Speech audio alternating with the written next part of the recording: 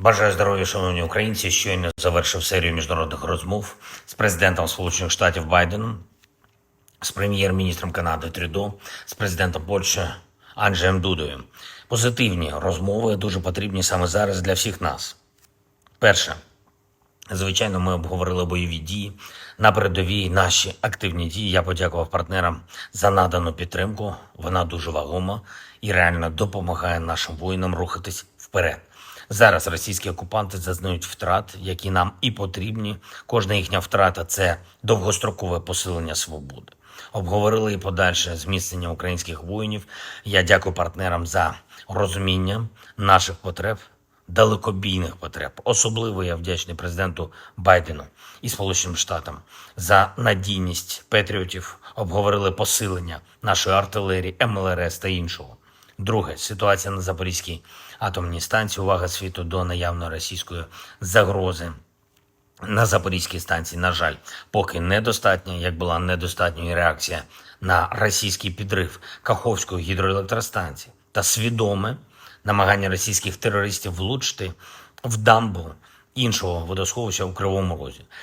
Довів партнерам інформацію, яка є у нас, у нашої розвідки, про російський сценарій з мінуванням Запорізької АЕС, який для терористів очевидно затверджено. Маємо і мусимо зробити всі разом у світі цілком конкретні кроки, щоб не допустити будь-яких радіаційних інцидентів. Третє.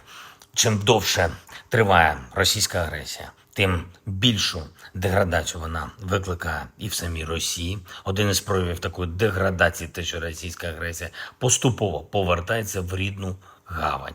Ми обмінялися в розмовах з лідерами оцінками того, що відбувається в Росії, бачимо розвиток ситуації однаково і знаємо, як реагувати. Ще одне, дуже важливі зустрічі відбулись сьогодні в Копенгагені. Формат політичних радників, команда Офісу Андрій Єрмак, а також Андрій Сибіга, а також Ігор Жовква зустрілись з політичними радниками лідерів Туреччини, Індії, Японії, Південної Африки та інституцій Європейського Союзу. Наближаємо реалізацію формули миру і для цього залучаємо якнайширше коло партнерів. Незмінним топ-пріоритетом є і відносини з Євросоюзом. Щотижня додаємо ґрунту для набуття повноправного членства. Залишається і усього лише 15 днів до початку саміту НАТО в Вільнюсі. Ми робимо все, щоб саміт мав реальний зміст, сильний зміст, позитивні рішення для України у Вільнюсі. Це єдино можливі позитивні рішення для нашої спільної безпеки в Європі та загалом в Альянсі.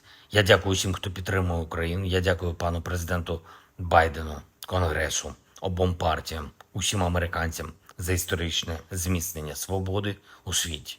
Дякую пану прем'єр-міністру Трюдо, усім канадійцям за незмінну підтримку. Дякую пану президенту Дуді та кожному в Польщі, хто стоїть з Україною пліч-опліч у захисті Європи. Слава нашим воїнам, слава кожній бригаді, яка зараз на фронті рухається вперед. Таврійський напрямок. Ви молодці. Дякую. Слава Україні.